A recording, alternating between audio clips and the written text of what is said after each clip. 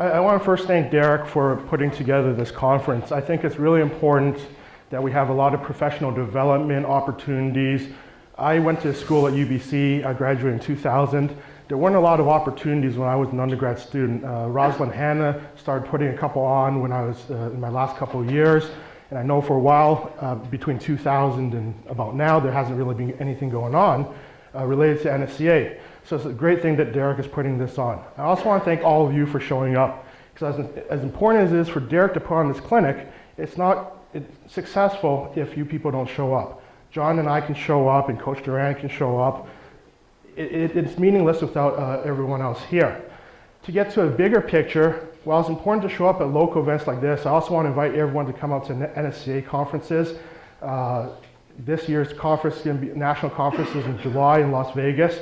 There's going to be a lot of really good presenters, good speakers. I think it's the second week of July that the conference is. For me, I've pushed people to go because I got my start in this field because I went to the NSCA conference in 2000. That's where I met my advisor for my master's degree, and then at another conference for ACSM in 2002, I met my advisor for my PhD. If I went and actually talked about all the things I've learned going to conferences, there's not that many things. I'm really not that smart of a guy. I know my area really well. Outside of that area, it's kind of questionable. But beyond just what you learn in these sessions here, it's the people that you meet, the contacts that you make that will help you in your professional development. So again, I encourage everyone to attend these type of events. Going along with professional development, I think it's important for everyone to develop a coaching philosophy, or your personal trainer, a personal training philosophy, a physiotherapist philosophy. In recent years, a lot of people have jumped on this bandwagon about functional training. And as much as talked about is functional training, I've never come up or seen a good definition of what functional training is. And I came to the conclusion, actually a friend of mine came to this conclusion, I'll give him credit for this, Dr. Brian Schilling came out, he said it's the Department of Redundancy department. What that means is functional training, it's this circular term, it's redundant. If you're a strength conditioning coach, any training you do for the athletes that you train should improve their function. Otherwise, why are you doing it? If you're a physical therapist or someone else involved in rehabilitation, any training that you do for your patient or client should be functional. Otherwise, there's no point doing it, okay? In the personal training realm, if some people, they want to have bigger biceps or bigger pecs or whatever, okay, then you can have non-functional training. But since this is a strength conditioning conference, functional training is redundant. In developing your coaching philosophy, it's important to consider your sources of information. The first question is it coming from a reputable source? And one of the biggest problems in strength conditioning is the internet. I think the internet is great. There's so much information out there. It's also really bad because anyone can go out, put up a website, put up an article somewhere, especially on these blogs now, and all of a sudden they're an expert in strength conditioning. Whether they're an expert or not, it doesn't matter if they're on the internet. That doesn't tell me what they really know. So there's a lot of sources out there. Internet, magazines, television, video, stuff like that, that aren't very reputable. Invariably, as a professional, I always come back to science and research.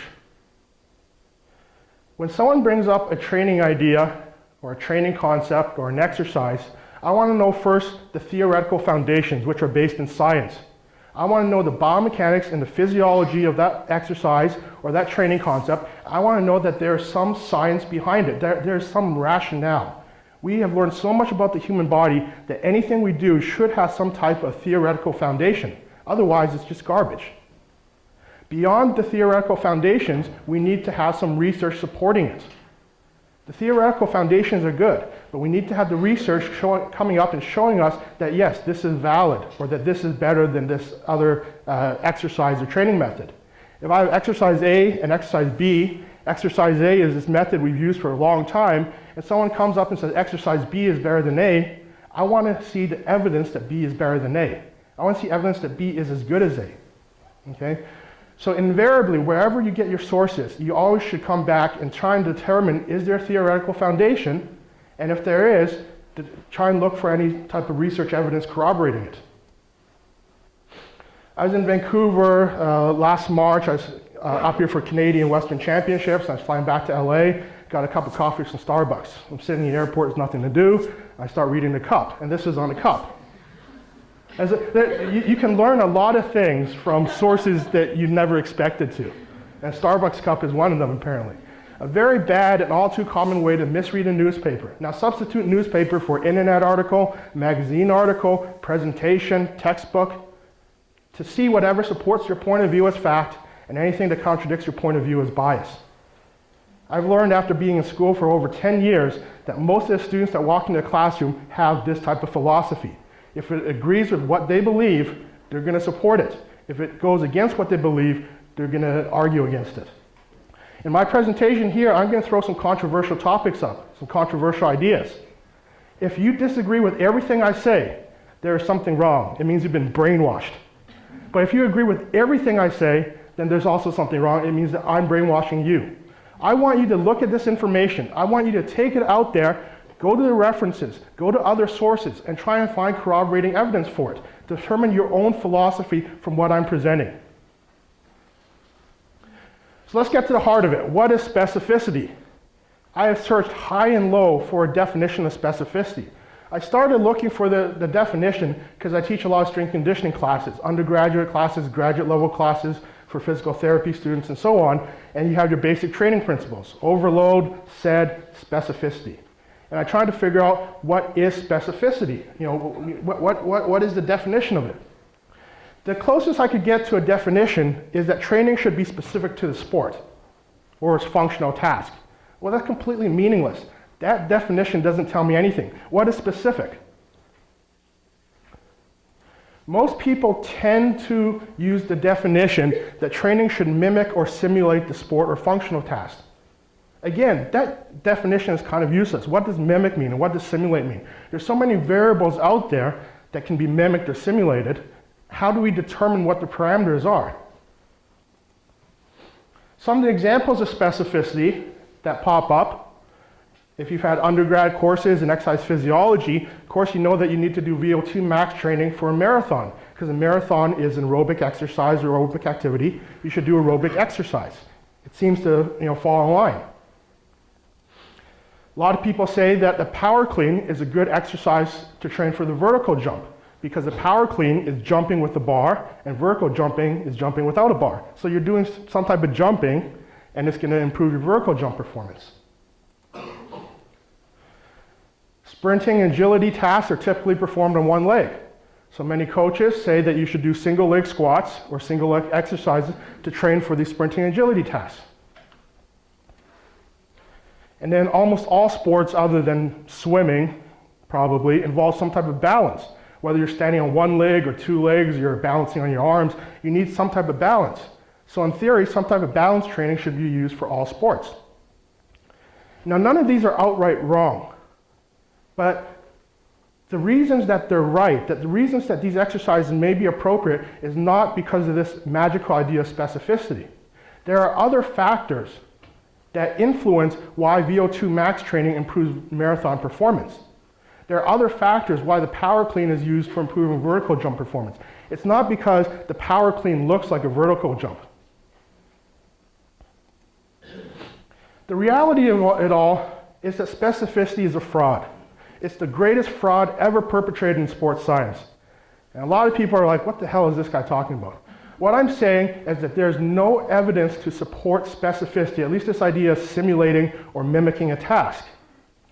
And in fact, specificity can be argued. The concept of specificity is a paradox, which I'll get into on the next slide. And we have research findings that cannot be explained if specificity is true. If specificity is supposed to be this training principle, it means that it cannot be argued against. It means that all evidence must support it. If there's any evidence that doesn't support it, that means that it's not a valid principle. That's basic science. It's something that you learn in high school science. This is your specificity paradox. It's the idea of simulating a task. We select a sport or functional task, let's say running, because running is involved in many sports.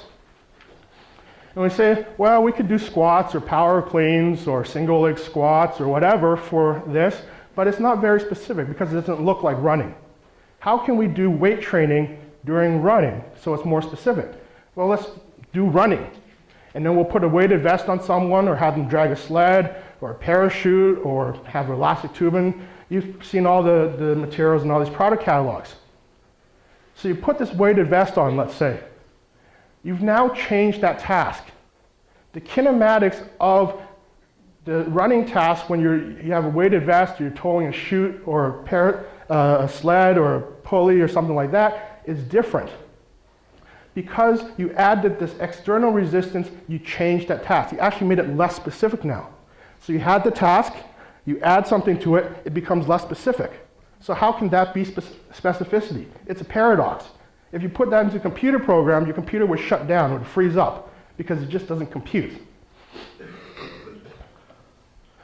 If we get into the research, these are just 3 examples. There's many more examples we can get into. But training for aerobic performance, training for jumping, and we're going to go into some basic motor learning, motor control. Of course, we all have learned that if you want to improve your aerobic performance, you have to do aerobic exercise. And if you want to improve your running performance, you should run. If you want to be better at cycling, you should cycle. Well, there's research out there that supports that if you substitute a portion of your running training, so these are competitive runners, they take out X number of miles of running and they add in that same volume of cycling.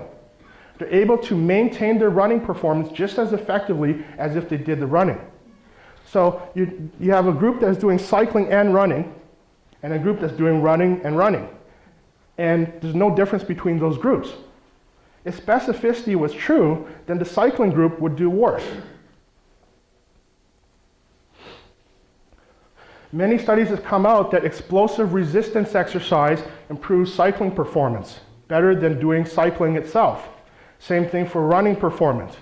By supplementing your cycling, your running training with explosive resistance training or plyometric training, you're going to improve your performance better than doing the cycling alone or the running alone by itself. And finally, interval training, so training above your anaerobic threshold for brief periods of time, improves aerobic markers of performance better than aerobic training. Anaerobic training improves aerobic training more than aerobic training. If aerobic training is specific to aerobic training, there should be nothing better for aerobic training than aerobic training. But explosive resistance training is better and interval training is better. So these anaerobic methodologies are better. So this flies in the face of what we typically consider as specificity. If we go into, let's get into some strength and conditioning here, jumping. Very recent study, really well designed. Probably the best design here is that they use trained athletes. It's hard to interpret a lot of things from studies that don't use trained athletes, because honestly, if you're sedentary, you could walk up these stairs 10 times and you would get a training effect. If you're a trained athlete, you actually have to push those limits, push those boundaries to elicit some type of training adaptation. One group did traditional strength training exercises, back squats, deadlifts, back extensions, hamstring curls, that type of stuff. Actually, both groups did that. One group did weightlifting exercise, and by weightlifting is one word I'm referring to what people mean Olympic weightlifting, which is the last time I'll ever use that term because it's kind of wrong. But weightlifting exercises, power cleans, clean pulls, high pulls, that type of thing. The other group did the same traditional strength training, and they did jumping exercises. Box jumps, standing vertical jumps, bounds, hops, those types of things. The group that did the traditional training plus weightlifting exercises improved performance, their jumping performance, more than the group that did traditional strength training and jumping exercises. The group that did weightlifting improved jumping more than the group that did jumping. If jumping is, you can't get more specific, it's the same exercise. And this group that didn't do any jumping at all, they did these weightlifting exercises, improved their jumping performance more than the group that did jumping. So again, specificity cannot explain this. And finally, we're going to go back in time. These other studies I presented were very recent. If we go back into motor skill learning literature into the 1950s, 1960s, we see a very similar trend. So this is data that's 50, 60 years old. In motor skill learning, we have 3 terms: acquisition, retention, and transfer. Acquisition is if you practice a task, how well you learn that task at the end of practice. So if I throw a ball 50 times at a target, How close am I to that target at the end of those 50 trials? Retention is how well I have retained that skill learning 1 day later, 1 week later, 1 month later, after some period of not practicing that test. Really, the retention is the most important part. Acquisition, I may learn something really quickly, but if I don't remember how to do it tomorrow or a day from now or 6 days later, then I didn't learn very well. And finally, transfer. If I was throwing overhand fastballs, how well does the practicing overhand fastballs transfer to throwing a sidearm throw? Okay, similar task, but not the same. So how well does this transfer? Very classic. This is from Schmidt and Lee's textbook on motor control and learning. If you don't have this, you need to get it. A lot of good information. If you do have it, you need to go back and reread it. This is one of the premier books in motor learning. You have a group that does this criterion task, let's say throwing this overhand fastball. You want to compare that to a variable practice, so something that's different. So you have this criterion plus variable task. Say throwing the overhand fastball and throwing a sidearm throw. The criterion group throws the ball 50 times. The criterion plus variable does each throw 50 times. To make things equal, they have another group that does the criterion task for double the amount, so they do 100 throws, just to make it equal to the volume practiced by the other group. In that criterion-only group, they have good acquisition, meaning after they throw that ball 50 times, they've learned to hit the target fairly accurately. However, they come back the next day, their ability to hit that target is poor. They have very poor retention. The group that did twice as much practice, so 100 throws, has better acquisition. So you practice more, you have more acquisition. That's be common sense. And they have fairly good retention. So they have fairly good accuracy when they come back the next day or a week later throwing the ball. The group that did the criterion plus a variable task, so a slightly different task, had better acquisition, again because they threw more balls, but they also had better retention. By doing a similar but different task, there's something in their brain that happened that increased the retention of the skill. Similar findings for transfer. When we introduce variable practice, we have more effective transfer. That means if you practice multiple tasks, you're able to perform better at doing multiple tasks. If you only practice one task, you don't even get good at performing that task. You get a little bit better, but not that much. And we can introduce transfer by introducing more tasks. We can change the schedule, so if we do block practice versus random practice, or we can manipulate the task difficulty. I won't get into details. If you want, it's in the Schmidt and Lee book. So the question is, why is variability important? So we're getting away from specificity. We're going into some basic physiologic mechanisms here, some neuroscience, to understand why variability is an important factor to consider. And very simply, all motor tasks that you do have variability. You will never do the same task identically. The research that is out there demonstrates that there are constant factors and there are variable factors. The constant factors, when you perform some type of a skilled movement, are the start and the end points. For example, some of the early research was on blacksmiths. So people were using, throwing a hammer down, striking iron, and trying to shape a piece of metal. Their start point is always the same. Their end point is always the same. How they got from the start to the end is going to change for every time they do it. They do it 100 times, they're going to do it slightly different every 100 times. If there's a very complicated task, such as performing a power clean, there are some important midpoints that you have to go through. So the start and the end points are constant, as well as some of these important midpoints. And that really depends on the complexity of the task.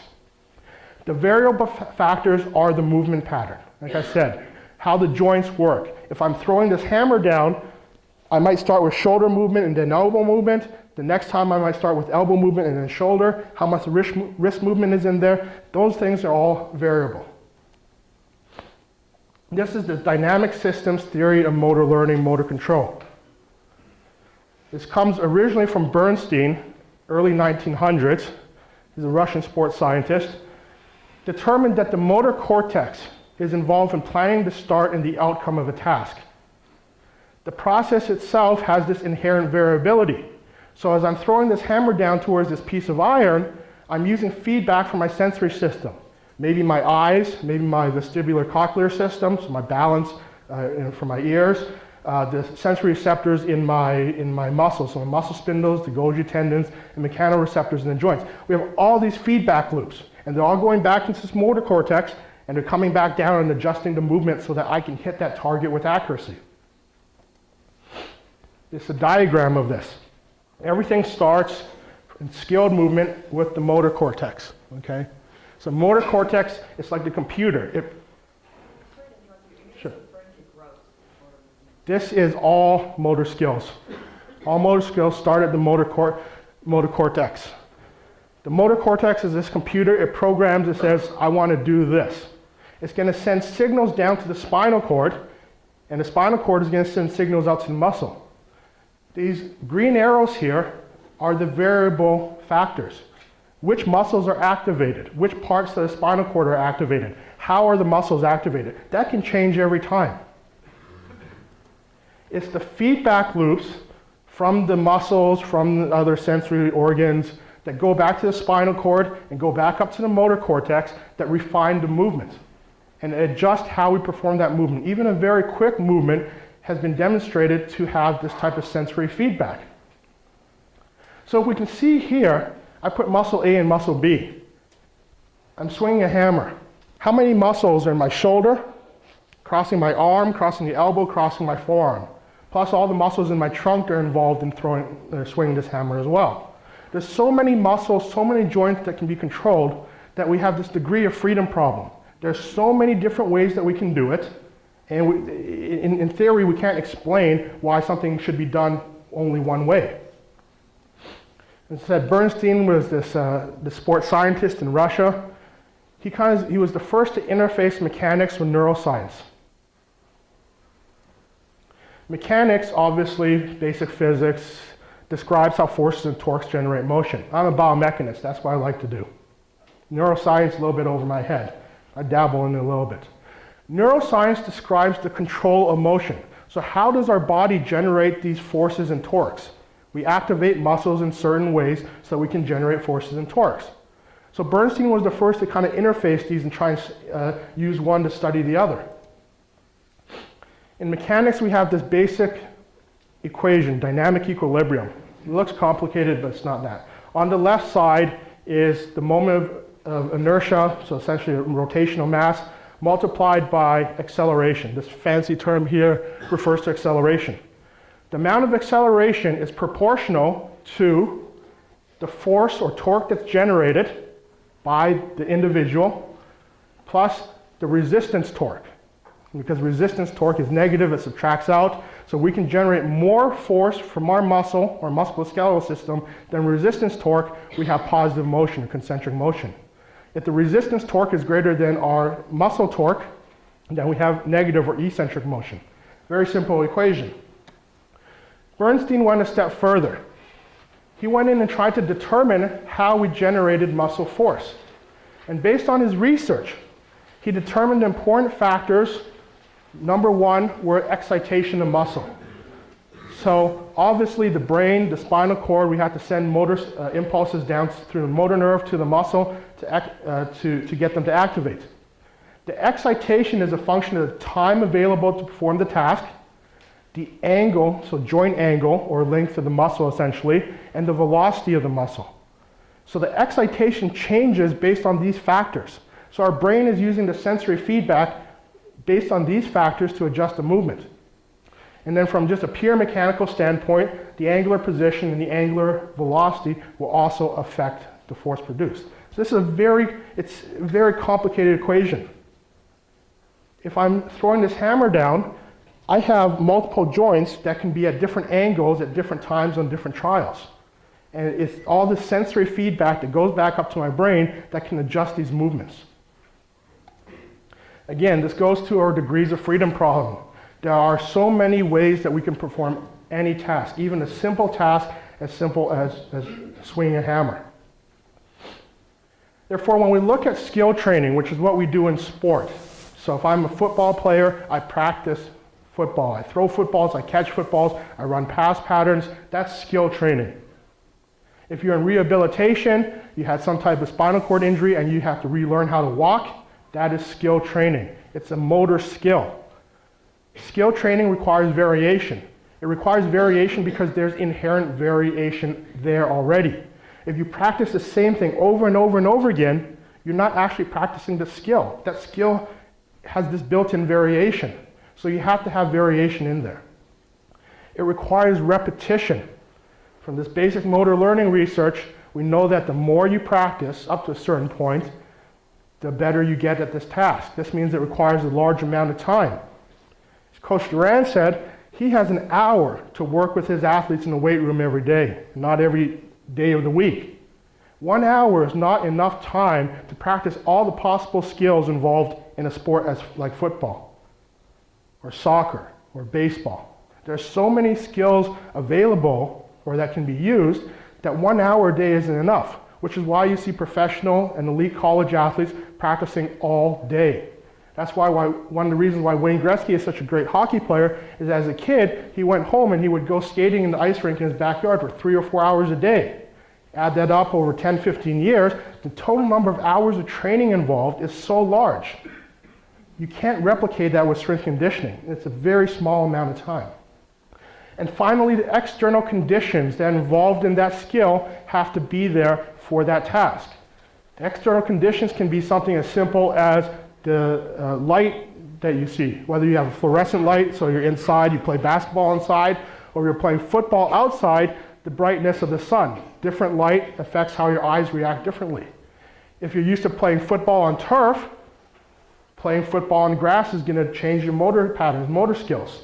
If you're used to playing on a sprung floor for basketball and you go play on an old hardwood floor, you're not going to be able to move in the same way. So all of these external conditions have to be replicated in some way for someone to get good at what they do. And John Miota speak about this.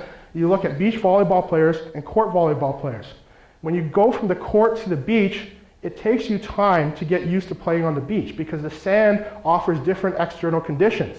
It's not just you have to push through the sand, it's that your feedback coming from your feet, where your center of pressure is, how much torque you're generating, that changes. So it takes a lot of time to get used to those different external conditions.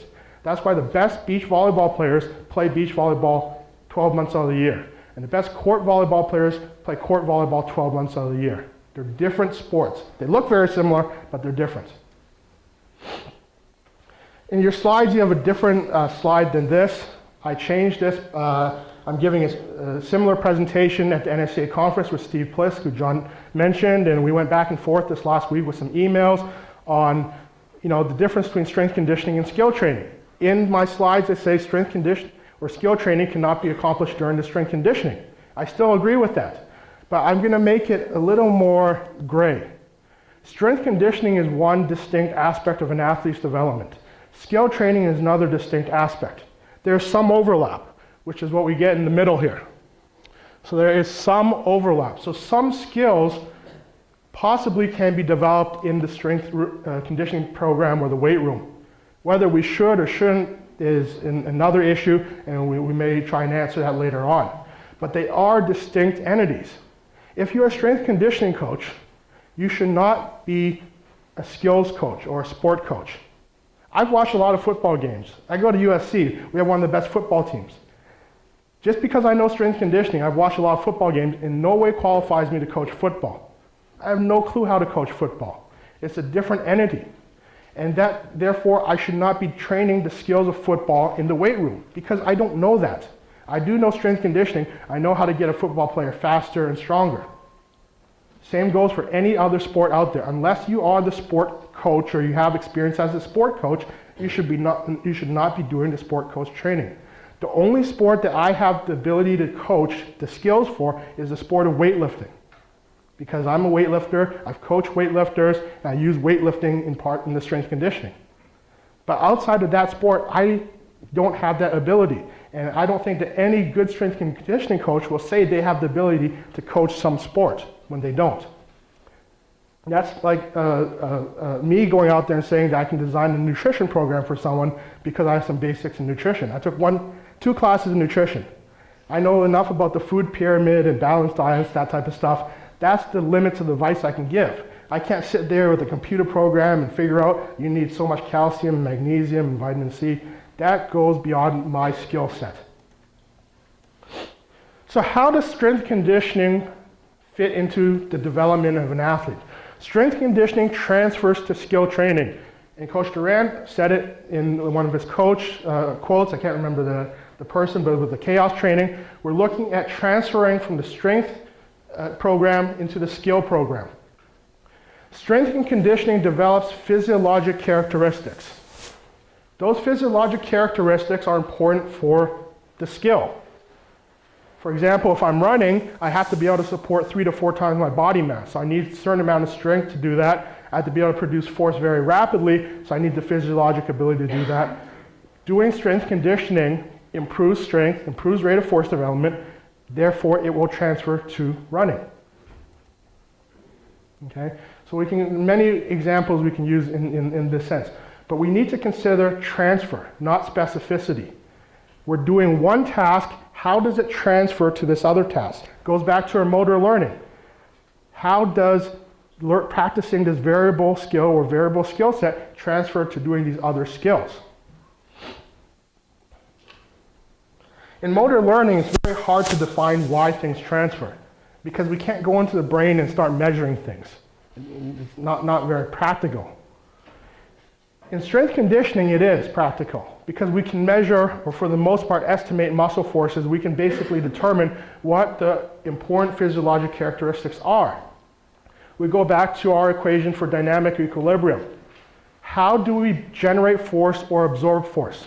Really, that's what movement comes down to. We have some type of external resistance that I'm either trying to resist or I'm trying to push against. Generate force or absorb force. And that comes down to, it says connective tissue, but it should be connective and contractile tissues. Connective tissue, including bone and cartilage, which are shock absorbers, tendons and ligaments, which are these elastic type elements. And our contractile tissue, which is muscle. When we do strength conditioning training, we're trying to affect how these structures produce or absorb force. To get at that, we go to our principles of training. I went, as I said, trying to find the definition of specificity. I went back as far as I could. I could never find a good definition. I could never find when specificity became a principle. I don't know who decides what a principle is. I picked up some books that have 12 principles of training and some books that have 7 principles. And Pat O'Shea's book here has 2 principles. This is the first book that I've ever seen in terms of chronological publication year that talks about principles of training. So I went back to the beginning, because if this is a start, everything else must have come afterwards. Let's start with these. We need some type of overload to elicit adaptations. The adaptations are specific to the imposed demand. That's where specific comes into play. The adaptations are specific to the imposed demand. Not that the exercises should be specific to the task. The adaptations are specific. Overload, we typically hear the term load, we're thinking mass. Overload refers to the stress placed on the individual. This can be changed by affecting the volume, so doing more or less exercise, the intensity, increasing or decreasing the physiologic difficulty, the duration, so increasing the time spent exercising, and the frequency, increasing the number of training sessions in a week. We can manipulate overload by manipulating 1, 2, 3, or all 4 of these parameters, depending on the adaptations we want to elicit. Go back to some basic physiology. Wolff's law, Davis's law. Wolff's law refers to bone, Davis's law refers to muscle. Tissue remodels when imposed to a stress. So I have to place a certain stress on the tissue to get adaptation. If the tissue is just sitting there, it's not doing anything, it's not going to adapt. However, a threshold force is required to elicit remodeling. Meaning, if I put 1 Newton of force on a bone, nothing's going to happen. I put 10 Newtons on that bone, nothing's going to happen. There is some point that I have to exceed to get that bone to start remodeling. If the force is sub-threshold, so below that threshold point, no remodeling is going to occur. Depending on the tissues, this is going to vary. For muscular strength adaptations, we need at least 60% of a maximal voluntary isometric contraction to elicit muscle adaptations. Any training with less than 60% of MVIC is going to be ineffective. You're essentially doing nothing. You may burn calories, which if you want to lose weight is good, but you're not going to make someone stronger. The adaptations that we elicit are specific to the type of overload. So if I manipulate my volume of exercise, I'm going to probably be getting some type of adaptation related to energy systems. Increase the amount, the volume I do, to increase the glycolytic contribution to exercise. If I increase my duration of exercise, the adaptations will also be metabolic, such as increasing my ability to store carbohydrates and use fats in oxidative processes. If I want to stimulate muscular strength adaptations, I probably want to manipulate intensity of exercise, which is going to result in the adaptations to the muscle contractile tissue. It's very important to remember adaptations are specific to the type of overload. The exercises that we use do not have to look like or simulate a task. And there's absolutely no guarantee that by trying to simulate a task that you're going to get the appropriate overload. Just because two things look the same doesn't mean that the amount of force involved or the volumes or the energy systems are going to be the same thing. I know we've had some problems with video. I'm going to try. This is a cutting task, or 3 cutting tasks.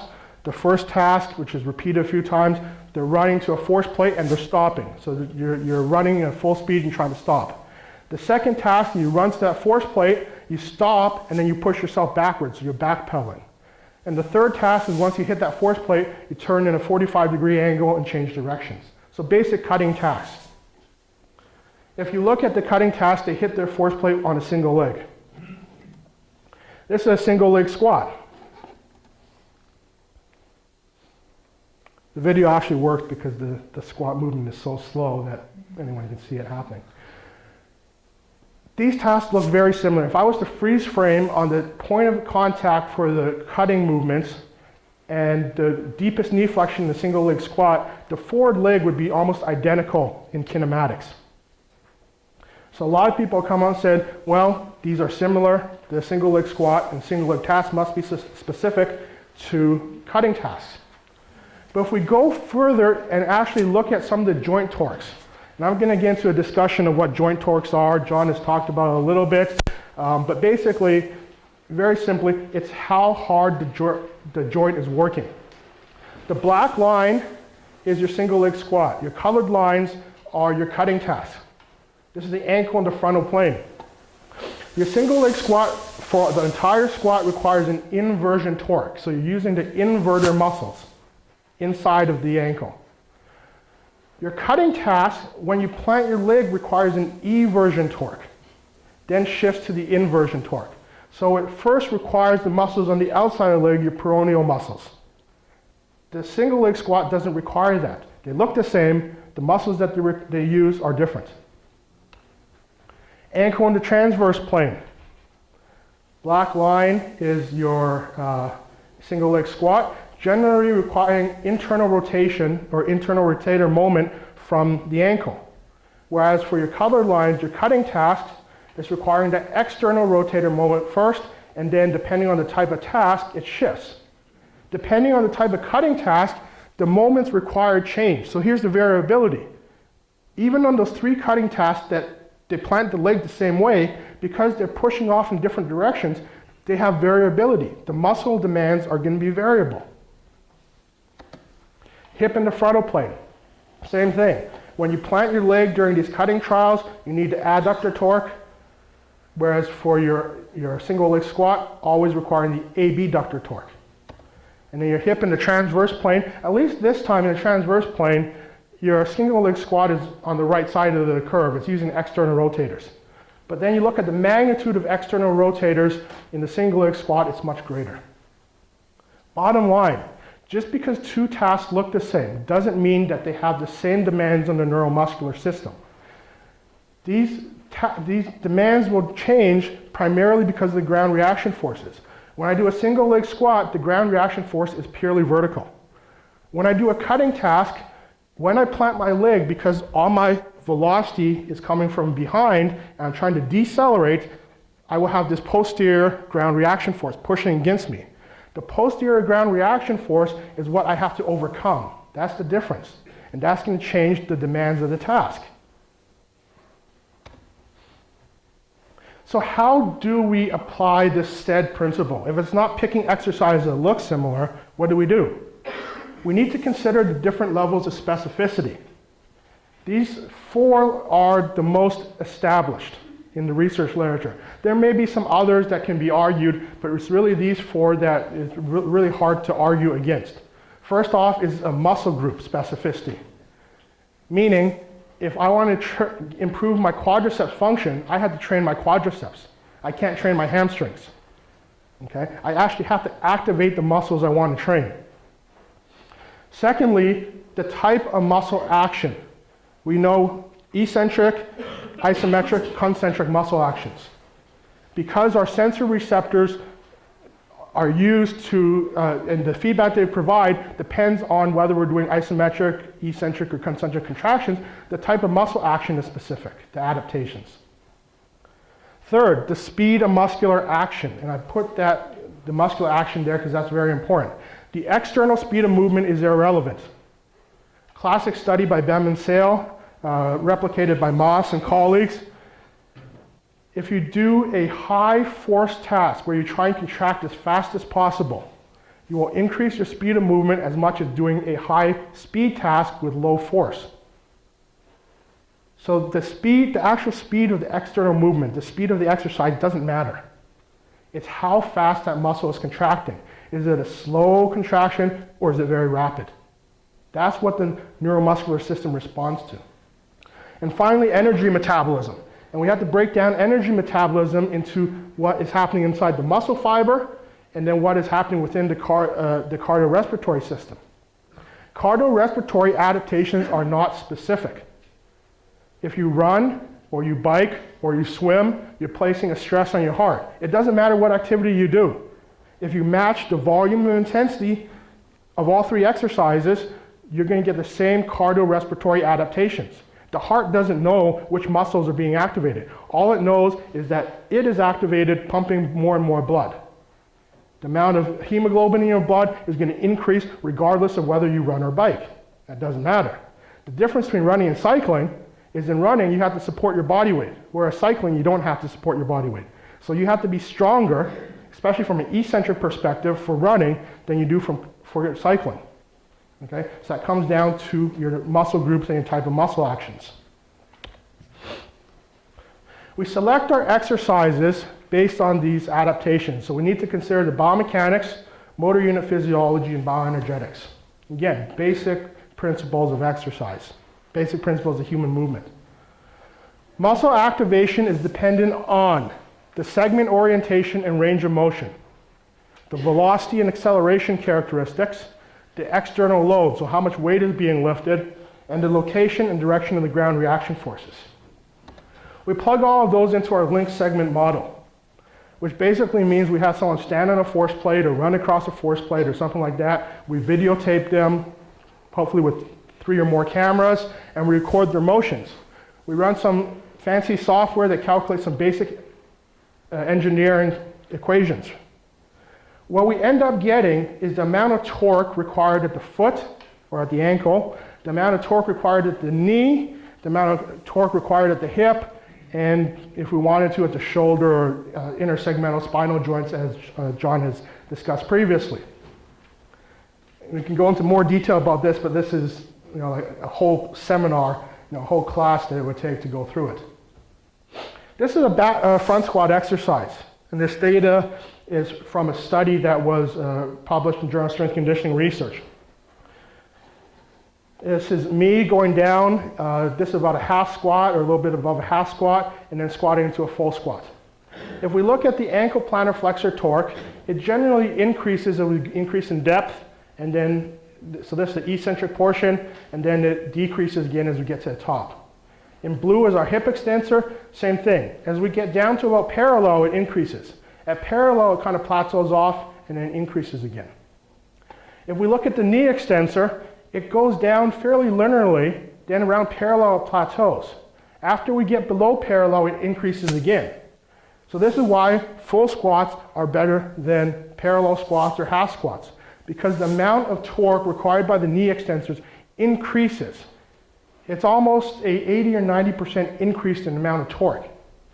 To get the same increase in torque doing a half squat or a parallel squat, in this data I was squatting 150 kilos for 5 reps in a set, I would have to squat over 300 kilograms for those same 5 reps. I would have to double the amount of weight that I'm lifting. You think about the compressive forces, you think about the shear forces. I'm not saying that it's necessarily dangerous, but the risk of injury is much higher as opposed to doing a full squat. So the difference between a parallel squat and a full squat for me is about 4 or 5 inches. 4 or 5 more inches of depth, but a much larger stimulus on the knee extensors. That full squat doesn't look like running. It doesn't look like a position that someone gets into in tennis or for the most part volleyball or any other sport. No one squats that deep when they jump, but who cares what it looks like? It's what it is doing to the muscles. The amount of stimulus placed on the knee extensors or your quadriceps is very high. If I do a half squat, I don't get as much stimulus. So the best exercise to improve quadricep strength is to do a full below parallel squat. Some of the basic concepts. And the analysis I put up is not just useful for squats. You can analyze deadlifts, you can analyze the bench press. Any exercise is manageable, you can analyze. But looking just at the lower extremity and the sagittal plane, the basic concepts. What happens at the foot and as the forces applied to the foot or the center of pressure affect the ankle, plantar flexor, and dorsiflexor muscles.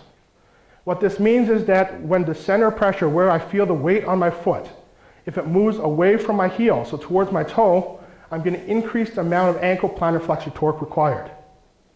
If that center of pressure shifts towards my heel, I'm going to decrease the plantar flexor torque, eventually getting to a point where I actually require a dorsiflexor. In fact, if you do a low bar powerlifting squat, so I'm not even going to try and do it because I tear my pants, and I've done that in trying to demonstrate it, but very wide stance, the weight all the way back on my heels, wide stance powerlifting squats require the dorsiflexors.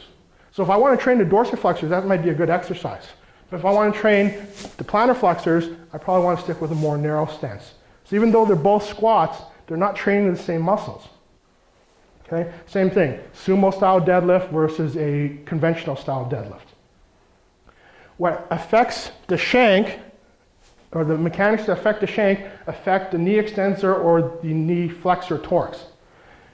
If you look at my shank here, if it rotates anteriorly or forward, I'm going to increase the knee extensor torque, so how much the quadriceps have to work. The closer my shank gets to parallel, the more torque required. Of course, you can't get your shank to parallel when you're squatting, otherwise your ankle would break. But basically, in squatting, you can get to about 40 degrees of dorsiflexion. The more that shank rotates forward, the more you're training your quads, which is why a full squat trains the quads more than a half squat. If your shank rotates posteriorly, so backwards, like it would in a Romanian deadlift or semi-stiff leg deadlift, you're going to use knee flexors, more the hamstring muscles. The thigh, if it rotates posteriorly, so this is my thigh, rotates posteriorly, requires the hip extensors. The max torque is going to be when the thigh or femur is parallel. So if you want to train your hip extensors, your glute max muscles, you have to get to parallel in a squat. Otherwise, you're not going to maximally activate those muscles. If I was able to rotate my femur anteriorly, so example, if I'm running, so my femur is back here, then I'm using more of the hip flexors. It's a basic principle. Okay? These very simple concepts, you can just sit there and kind of figure it out, you can apply to just about any lower extremity exercise. And for the most part, figure out the best exercises in the training program. Motor unit physiology. Two things involved in motor unit physiology. One is the type of muscle action. The second is the type of strength. Our muscles, when you take muscle physiology, you learn we can activate the muscle and we can turn it off. It goes a lot further than that. We can recruit the muscle, we can recruit a muscle fast, and we can affect the motor unit firing rate. So there's three factors that we can change. And those three factors are going to affect the type of strength that's generated during exercise. It's going to affect the type of strength required during a task. Let's talk about muscle action first. Muscle actions do not exist in isolation except for pure isometric contraction. Every other instance, there's some combination of isometric, eccentric, or concentric movements.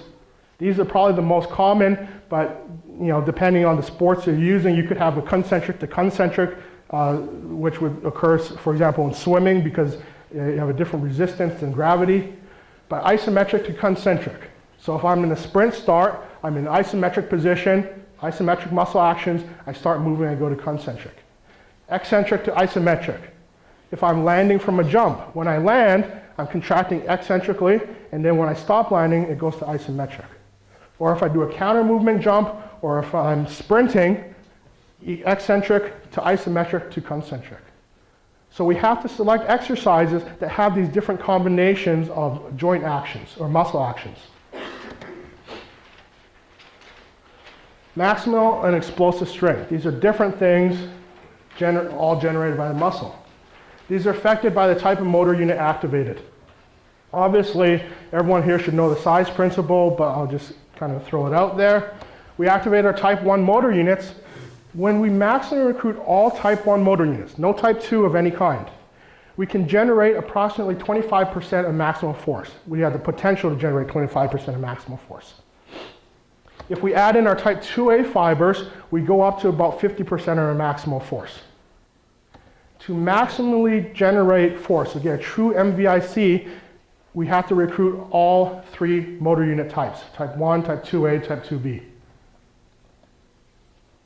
The type of motor unit activated influences first the rate of force development and secondly maximum strength.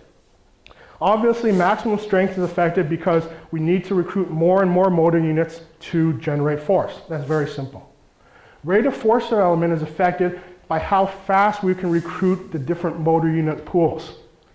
When we try and recruit them as fast as possible, we increase our rate of force development. We can have high rate of force development using only our type 1 motor units. We're going to have high rate of force development using our type 1 and 2A motor units, and we have our highest rate of force development when using type 1, 2A, and 2B motor units. Okay? It depends on the task that you're doing. If I'm throwing a baseball, which requires rate of force development, baseball weighs 5 ounces. I only need my type 1, maybe a few of my type 2A motor units. If I'm doing a shot put, I'm going to need my type 1 and my 2A and maybe some of my 2Bs. If I'm doing 1RM clean, I'm going to need type 1, type 2A, and type 2B, almost all of them.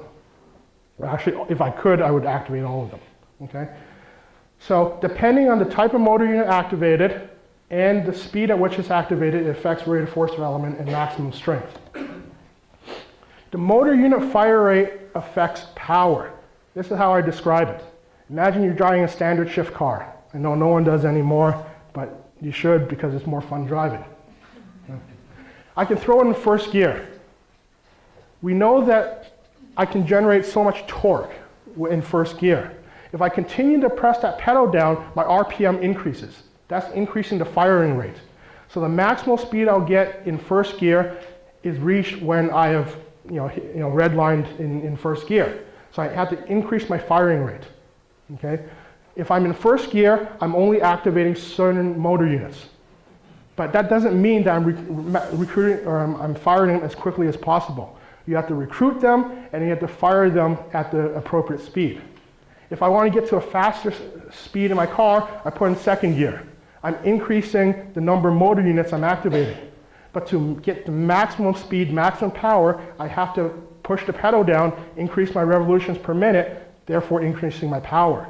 Same thing, third gear, fourth gear, depending how many gears you have in a car. So these three strength qualities are very distinct and different. And how we train for these three strength qualities requires different exercises. And finally, again, to our bioenergetics. All activities have an immediate energy demand, and it requires either phosphocreatine system or the phosphocreatine and glycolytic energy system. All exercise is anaerobic. Okay, you didn't learn that in school. All exercise is anaerobic. If you go into your biochemistry textbook, glycolysis is anaerobic.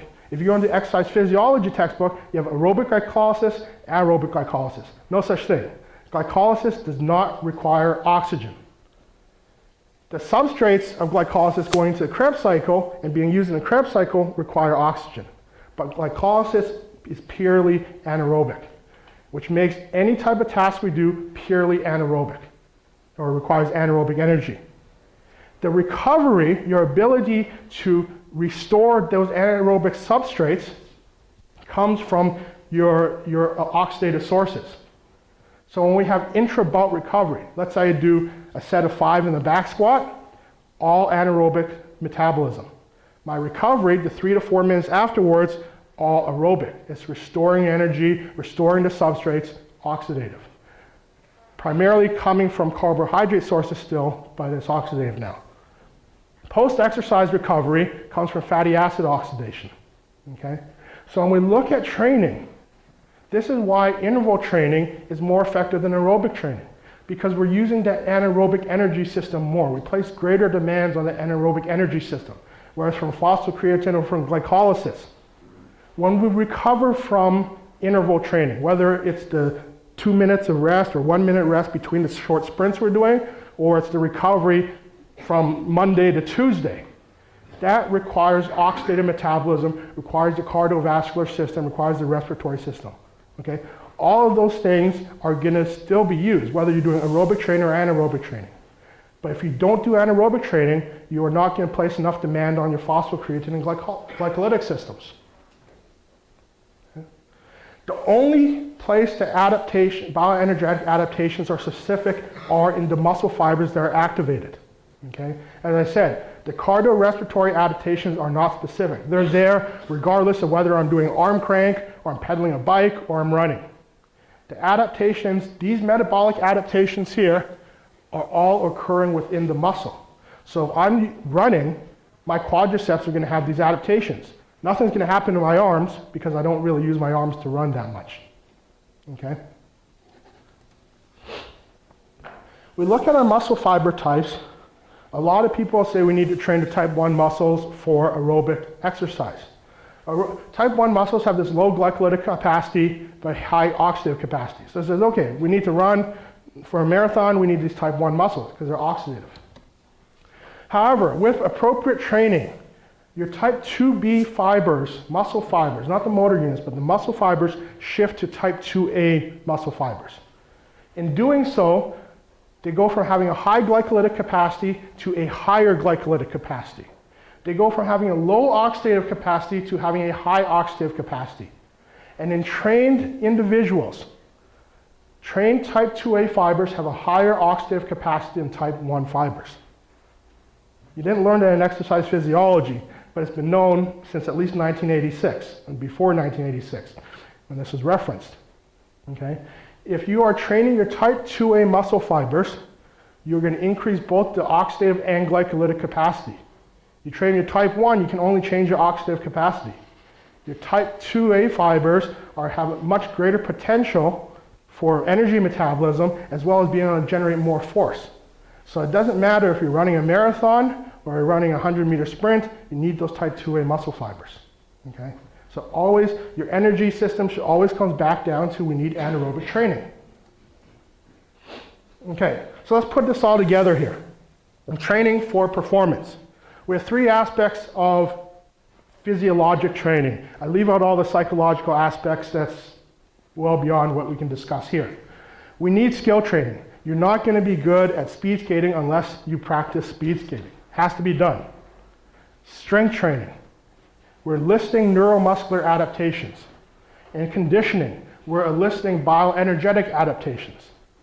And the question is, how necessary is conditioning training? If you're doing enough skill training and you're doing enough strength training, your conditioning is already coming out of there. Okay? If you're on the football field 3 or 4 hours a day running pass patterns, you're doing these short sprints. A little bit of rest, short sprints, a little bit of rest. You're getting a lot of conditioning training right there. You're playing hockey, you're on the ice. Just by playing, by practicing the sport, you're getting these metabolic adaptations. So in most instances, you don't need to do this extra conditioning type training. If your skill training and strength training programs are designed properly, it's all taken care of in there. There may be sometimes, maybe you're coming from the off season into your preseason and you've been really out of shape, you got 1 or 2 weeks to get in shape, okay, then we might have to kind of ramp it up, add more conditioning training. But for most individuals, we don't have to do separate conditioning training. So it comes down to skill training and strength training. Again, skill training is in sport. Strength training is what we do in the weight room. Now, how much strength is enough? This is the title of an article by Dr. Mike Stone, who's a colleague and a mentor of mine, and he came out and said, you can never be strong enough. And there's this backlash, and everyone said, oh no, you gotta think about power and rate of force and all this other stuff. And going back in the literature and trying to figure out, let's try and quantify this. How much strength is necessary? And from my analysis, a hell of a lot more strength than most coaches believe they need. Strength is required, remember, for generating force and absorbing force. If all you're doing is getting someone to be able to absorb force better, you're doing a good job. Because it's during these eccentric contractions that we get injuries. Almost all injuries, whether they're overuse or single instance injuries, occur during the eccentric phase of exercise or eccentric phase of movement. So your ability to absorb forces. Now, if you're also training to generate forces, then you're a really good coach. Some data on a vertical jump. Peak ground reaction force is about 300% body weight. This is just a standing counter movement jump. Ankle plantar flexor torque, 3 Newton meters per kilogram body weight. Knee extensor torque, 3 Newton meters per kilogram body weight. Hip extensors, 4 Newton meters per kilogram body weight.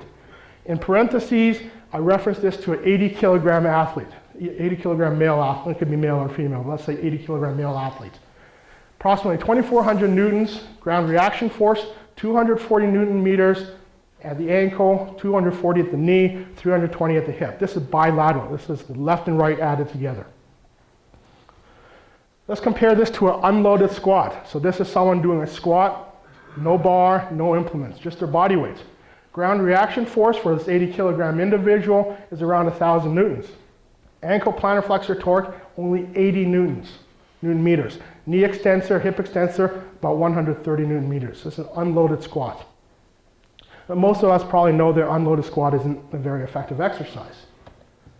What if we have someone squatting with 1.5 times their body mass? So this 80 kilogram individual has 120 kilograms on their back doing this squat. Ground reaction force is about 2,000 newtons. Ankle plantar flexor torque is only 100 Newton meters. Knee extensor, 204 Newton meters. Hip extensor, 150 Newton meters. An 80 kilogram individual squatting 120 kilograms is probably someone who's been training for up to 2 years. If they're training more than 2 years, they should be even stronger than that, okay? So after 2 years of doing squats, this individual is not generating enough, during their squatting, doesn't generate the same amount of torque at the ankle and the hip as a vertical jump. So they're still not strong enough. They are at the knee, at least they're getting to that point, but the ankle and the hip, they're not getting there. Let's throw out there this vertical jump versus a 1.25 times body weight snatch. So 80 kilogram individual doing a snatch with 100 kilograms. Ground reaction force about 3,000 newtons because the snatch is really, it's this fast dynamic movement. Ankle plantar flexor, okay, now it's getting up there. Knee extensor, a little bit lower. The hip extensor, 400 Newton meters. Again, this is bilaterally, okay? So for an 80 kilogram individual snatching 100 kilograms, that's 1 year or so of training.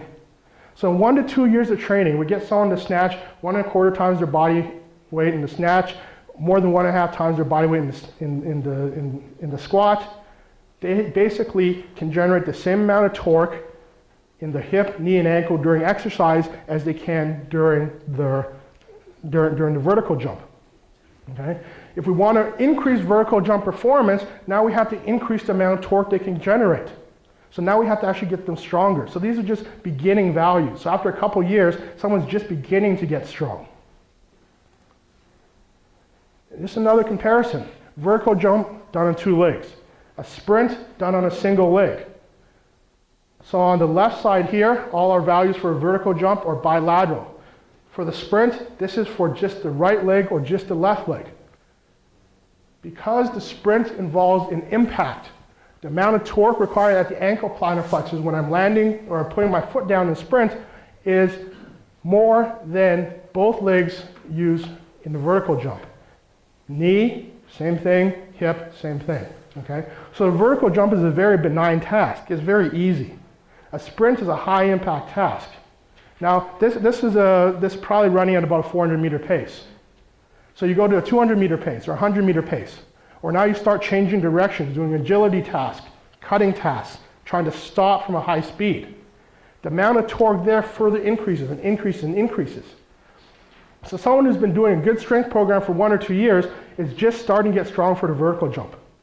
What about all these other tasks? Sprinting, cutting, running, stopping. All these other tasks, they're not even strong enough for that yet. Here's some recommendations. For a male athlete, they should be able to squat 2 to 2.5 times their body mass. Clean and jerk 1.75 times their body mass, and snatch 1.5 times their body mass. If you get someone up to this level, then I say you can start worrying about all the other stuff. Okay? Keep it simple. Get them strong first. Not that you don't do some torso training, as has been said, or core stabilization training. It's just a smaller piece of the pie. This is the big piece of the pie. We have to meet the demands of running or jumping or whatever the sport entails us to do. So this is just, until we get someone to this point, they're not really strong enough. And if you, I would bet that most of you have probably never seen someone clean and jerk 140 kilos, 150 kilos. And to think that someone weighs only 80 kilos can do that might blow your mind. UCLA volleyball team, national champions a couple years ago, one of their best players, Damian Scott, a friend of mine is strength coach down there, he had him do a clean and jerk with 150 kilograms, weighs about 90 kilos. He cleaned 160 kilograms and wasn't able to jerk it because his leg strength kind of gave out when he was standing up from the front squat. Okay? A 90 kilogram college athlete, 21 years old, clean and jerked 150 kilos, probably a hair's breadth away from cleaning and jerking 160 kilograms. That's a strong athlete. Until you get to that point, you're not really strong enough. For a female, because differences in leverages and muscle mass and that type of stuff, ratios are a little bit lower. Squat, 1.5 to 2 times body mass. Clean and jerk, 1.4 times body mass. Snatch, 1.2 times body mass. Okay? If you can do this, you would qualify for the US National Championships in weightlifting. Okay? So if you can get to the strength level, then you can start worrying about everything else. But until you can get to this strength level, get your athletes to the strength level, all the time you spend doing other stuff is going to be less important. I'm throwing these out there because it's not so much as being strong. It's about getting strong. It's the process that it takes, 2, 3, 4, 5, 10 years of training to get to the strength levels that you can do these lifts. It's the adaptations that you elicit through all that training to get to this point. I don't care about seeing this 60 kilogram female back squat 100 kilograms. I'd like to know that she can do it. I want to see her go through the training that gets her to that point. And if she has good technique and she's able to get to that point of lifting these types of weights, I know that her body is adapted and it can handle the stresses.